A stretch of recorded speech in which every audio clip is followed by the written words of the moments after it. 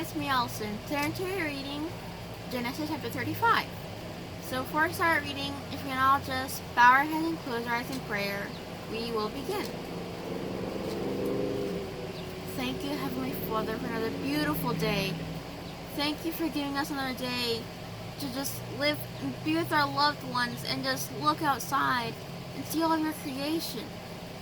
And please, lay your healing hand on all those who are sick and help all of those who are in great need of you. And please, have the Holy Spirit to guide us while reading so we have an understanding. In Jesus' name, amen. So we're going to the reading, Genesis chapter 35. If you have a Bible at home, we can read along, or you can just listen. Either way is okay. After that, God said to Jacob, "Rise, go up to Bethel, and dwell there, and make an altar there to the true God, who appeared to you when you were running away from Esau, your brother." Then Jacob said to his household and to all who were with him, "Get rid of the foreign gods that are in your midst, and cleanse yourselves and change your garments, and let us rise and go up to Bethel. There I will make an altar to the true God, who answered me in the day of my distress, and who has been with me wherever I have gone."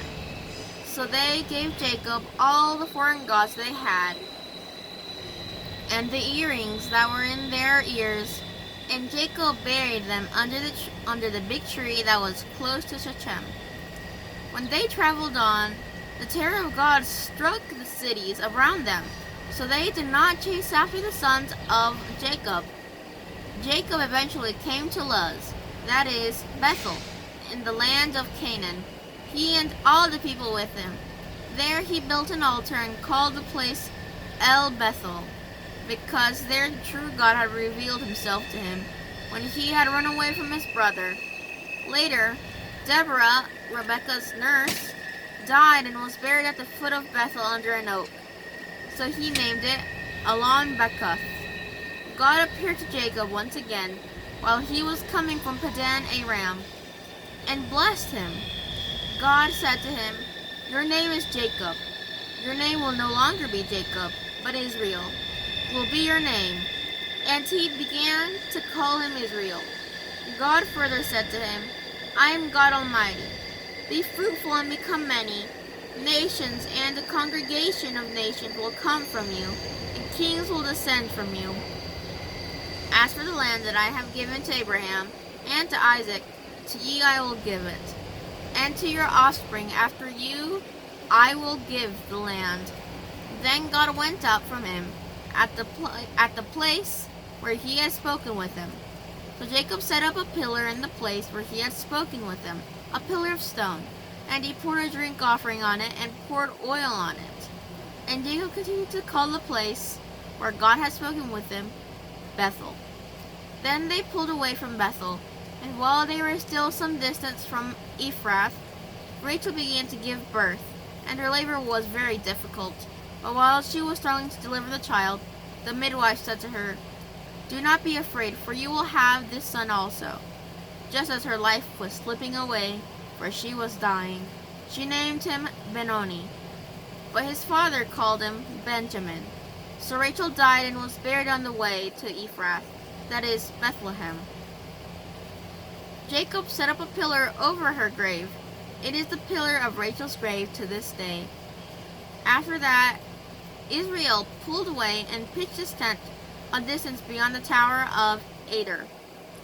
Once while Israel was dwelling in that land, Reuben went and lay down with Bilhah, his father's concubine, and Israel heard about it. So there were 12 sons of Jacob. The sons by Leah were Jacob's firstborn, Reuben, then Simeon, Levi, Judah, Issachar, and Zebulun. The sons by Rachel were Joseph and Benjamin. And the sons by Bilhah, Rachel's servant, were Dan and Naphtali. And the sons by Zilpah, Leah's servants, were Gad and Asher. These are Jacob's sons, who were born to him in Padan Aram. Jacob eventually came to where his father Isaac was at Mamre, the Kiriath Arba, that is, Hebron. where Abraham had also and also Isaac had resided as foreigners. Isaac lived to be 180 years old. Then Isaac breathed his last and died and was gathered to his people. After a long and satisfying life, and his sons Esau and Jacob buried him. And so that's all of Genesis 35. 15 verse 3. Jacob made an altar to God to show how much he loved him and to thank him for everything he did for him. The same way Jacob did, we have to thank God for what he's done for us.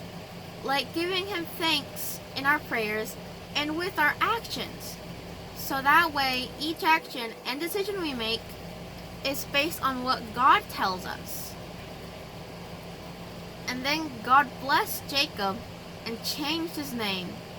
Then blessed him and his offspring because he always obeyed God. So the same way that Jacob, now Israel, always obeyed God, we have to do the same. So that way we can be children of God.